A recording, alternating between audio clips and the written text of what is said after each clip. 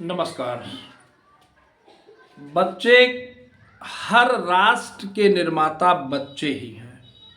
आने वाले दिनों के कर्णधार बच्चे हैं और हर अभिभावक का जो सपना है वह बच्चों का उज्जवल भविष्य ही लगभग सभी अभिभावकों का सपना होता है। विषय बड़ा गंभीर है। बच्चों का क्या कर्तव्य है और बच्चों के कर्तव्य से उनके जीवन की सफलता किस प्रकार से जुड़ी है, आज हम इसी बिंदु पर आपसे चर्चा करेंगे। बच्चे जो कि उनको दुनियादारी का ज्ञान नहीं होता, वो एक ब्लैंक मेमोरी की तरह होते हैं, जिनमें मेधा तो होती है, प्रज्ञा तो होती है, किंतु अनुभव का अभाव होता है। जीवन में किस मार्ग पर चलना है और किस मार्ग पर नहीं चलना है, इस बात का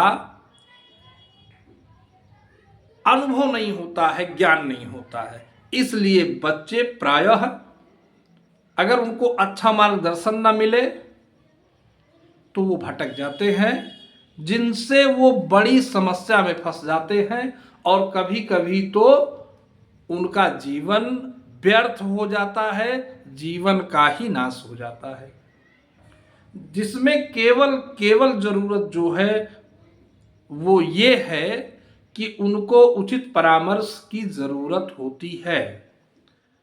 अधिकांश बच्चे अपने अभिभावकों की बातों को नहीं मानते,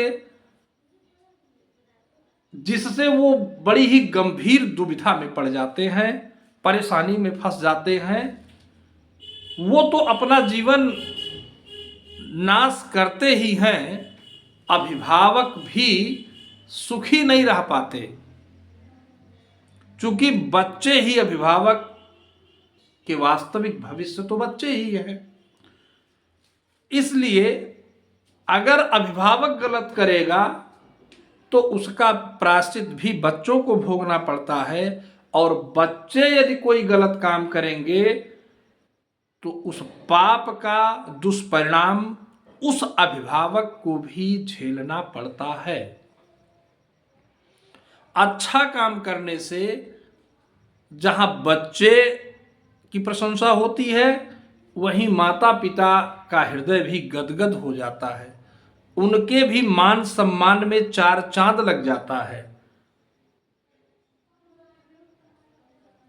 और जो बच्चे बिना सोचे समझे किसी गलत गतिविधियों में शामिल हो जाते हैं, उससे उनका जीवन तो पतन की तरफ जाता है, दूसरी तरफ उनके माता पिता भी उससे बहुत दुख पाते हैं, उनकी सामाजिक प्रतिष्ठा गिरती है, और कभी कभी तो बच्चों के कुकृत्यों के कारण माता और पिता की मृत्यु भी हो जाती है। क्योंकि एक प्रतिष्ठित व्यक्ति के लिए प्रतिष्ठा ही जीवन होता है। यदि प्रतिष्ठा नहीं है जीवन में तो उस जीवन को धिक्कार है, वह जीवन शून्य है। तो बच्चों को किन बातों का ध्यान देना चाहिए और कैसे अपने भविष्य को अच्छा बनाना चाहिए, इस संदर्भ में हम आपको कुछ मार्गदर्शन देंगे। और मार्गदर्शन ये है कि सबसे बड़ा गुरु, सबसे बड़ा हितैषी बच्चे के उसके माता पिता ही हैं। तो माता पिता की बातों का अनुसरण करना चाहिए और अच्छे मित्र बनाने चाहिए, क्योंकि संगत से गुण होत हैं और संगत से गुण जाएं। अच्छी संगत से जीवन में सफलता मिलती है, सर्वांगीण विकास होता है। वहीं गलत संगत से जीवन में नाना प्रकार की परेशानियां आती हैं, कठिनाइयां आती हैं और व्यक्ति का जीवन भी पतन की तरफ आगे बढ़ने लगता है। तो ये दो बातें सबसे महत्वपूर्ण हो गई। अब इसके अलावा जो सबसे श्रेष्ठ गुरु है दुनिया का, वो पुस्तकें हैं। सदशास्त्र, अच्छे पुस्तकों का ज्ञान प्राप्त करना चाहिए और शास्त्र का अनुशीलन करना चाहिए। शास्त्र की आज्ञा को सर्वोपरि मानकर अपने जीवन को आगे बढ़ाना चाहिए। शास्त्र सबके हितैषी हैं। शास्त्र ही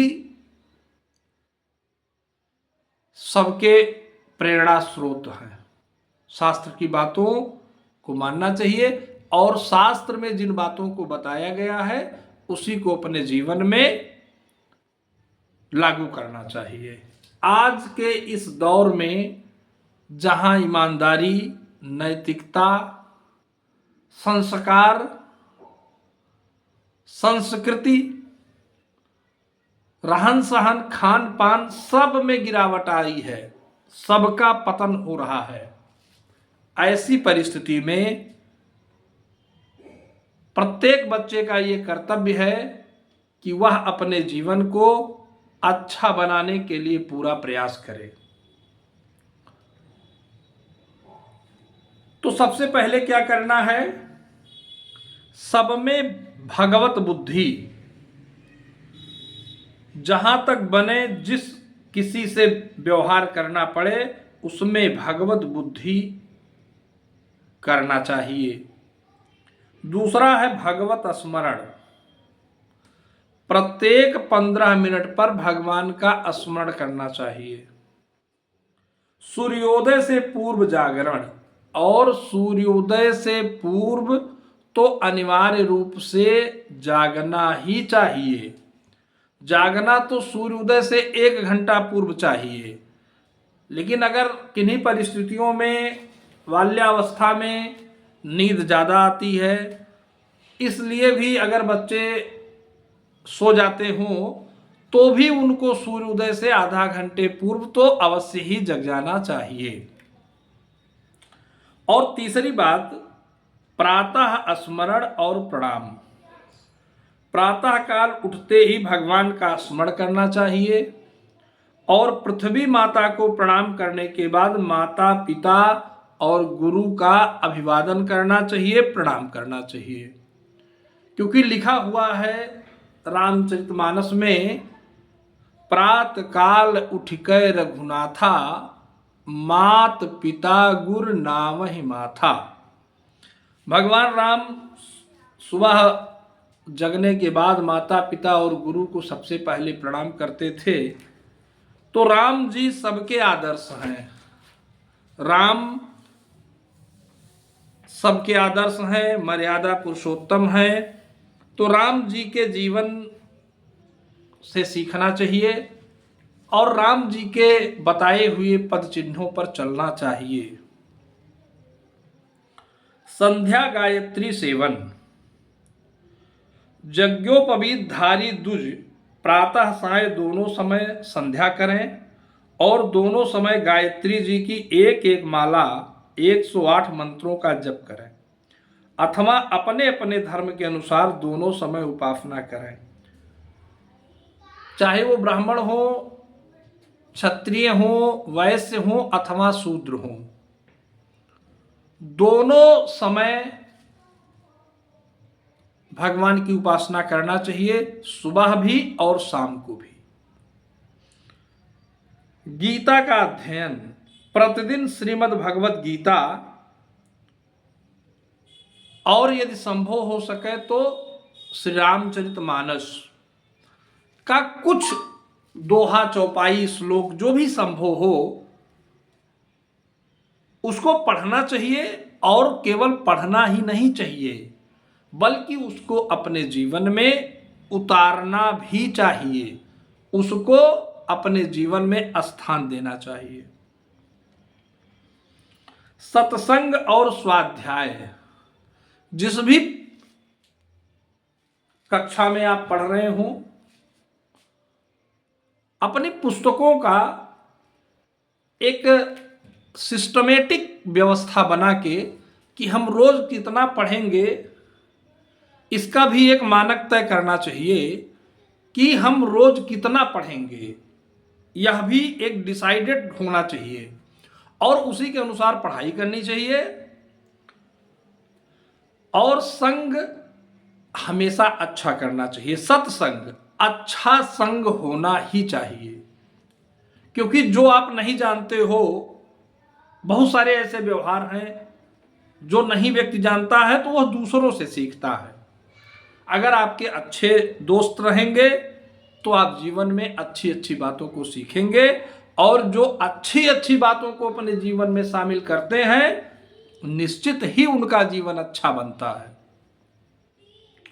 भगवत नाम जप, संभव हो तो कुछ भगवत नाम जप करना चाहिए, भगवान के नाम का कुछ जप करना चाहिए। कर्तव्य पालन, घर में बाहर में अपने जिम्मे का जो काम हो, स्वस्थ शरीर होने पर उससे जरा भी जी नहीं चुराना चाहिए। सदा उत्साह और प्रेम से कार्य करना चाहिए। पवित्र वस्त्र धारण करना, पवित्र का मतलब कि साफ सुथरा वस्त्र होना चाहिए, फटा नहीं होना चाहिए। और दूसरी बात, शरीर को ढकने वाला वस्त्र होना चाहिए।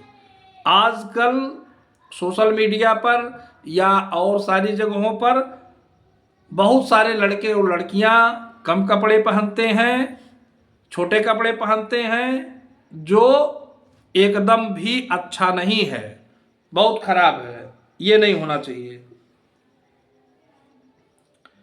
नियम पालन परीक्षण, कम से कम प्रतिदिन 15 मिनट इस बात की जांच करने में लगाना चाहिए कि आज हमने किन किन कर्तव्यों का पालन किया, कौन सी गलती किया। जो गलती किया हो उसको सुधारने का प्रयास करना चाहिए। और जो आपने अच्छा किया हो उसके लिए भगवान को धन्यवाद दीजिए, और जो बुरा किया हो, गलती किया हो, उसको मन में यह संकल्प होना चाहिए कि मैं इसका प्रायश्चित करूंगा, जिससे फिर वो गलती दोबारा ना दोहराया जाए। ये बहुत आवश्यक है।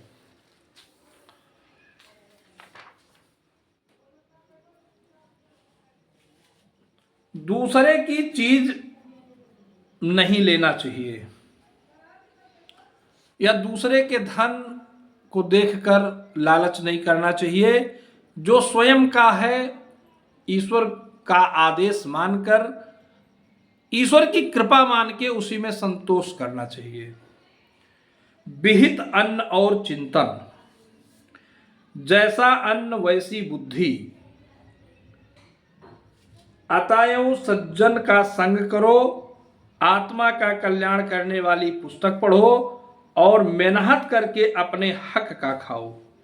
पराया अन्न जहां तक बने नहीं खाना चाहिए। पर निंदा त्याग, दूसरे की निंदा से भी बचना चाहिए। मेहनत की कमाई हो, उद्यम या सेवा, बेकार कभी मत बैठो। कोई ना कोई उद्यम अवश्य करना चाहिए। जगत के लिए उपयोगी काम करो, जगत की सेवा करो अथवा ईश्वर की भक्ति करो, परंतु कभी बेकार ना बैठो। आत्मचिंतन करना ही कर्म है। प्रसन्नता और शांति, कभी क्रोध नहीं करना चाहिए, घबराना नहीं चाहिए। क्रिया जो कुछ भी करो पर करो शांत चित्त से और प्रसन्न मन से। विरुद्ध संगों का त्याग, कभी भी गलत संगत नहीं करनी चाहिए। अगर कोई गलत संगत हो रहा हो तो उसको वहीं रोक देना चाहिए और अच्छी संगत करना चाहिए। चित्त विकार ना हो, यानी कि चित्त में विकार नहीं होना चाहिए। प्रसन्न चित्त से जीवन को व्यतीत करना चाहिए, धर्म के अनुसार अपने जीवन को बिताना चाहिए। अगर आपके पास अच्छे मित्र नहीं हैं, आपके पास अच्छे शुभचिंतक नहीं हैं, आपके पास आपके माता पिता नहीं हैं, तो निश्चित जानिए कि आपका कल्याण नहीं होना है और आपका पतन हो जाएगा। नमस्कार।